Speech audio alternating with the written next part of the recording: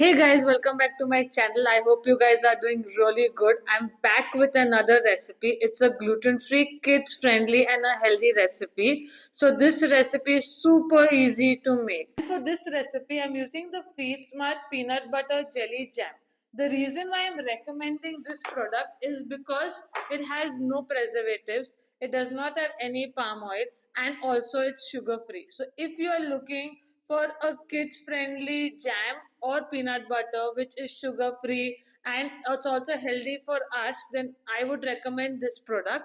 So now grab all the ingredients. Don't forget to like, share and subscribe to my channel, and let's go bake the healthiest peanut butter jelly bars. So I've taken a bowl and in that I'm going to add peanut butter. So for the peanut butter, I have removed only the peanut butter from the peanut butter jelly jam of Feed Smart. So once I've added the peanut butter to the bowl, then I'm going to add some oil, some date syrup, but you can add honey if you feel like, or any sugar substitute. Just make sure all the three ingredients are mixed really well. So once they are mixed really well, it's going to give a very thin brown paste. That's going to help in the binding of our bars.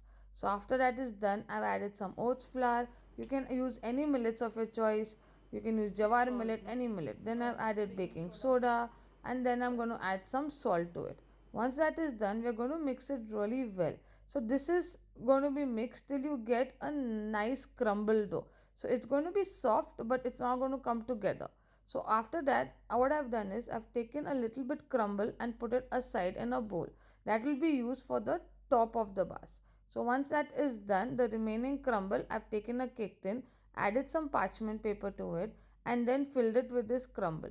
So keep pressing it like a dough and make sure that it's on all four sides so that the dough comes out really clean and it's also flat. So you won't get an uneven bar.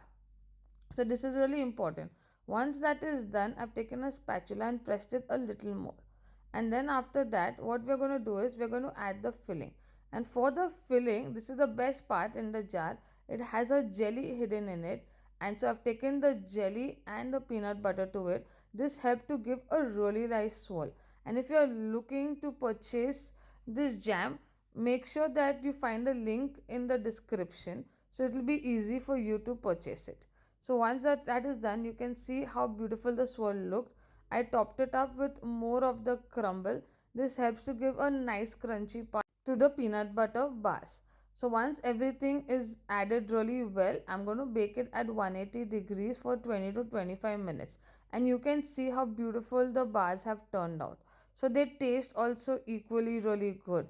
So what I've done is once it's cooled down, I cut it into equal sizes, and I think I got 9 pieces into it. So you can cut into the size that you like, and you can see how beautiful these bars are turned out. So don't forget to try this recipe.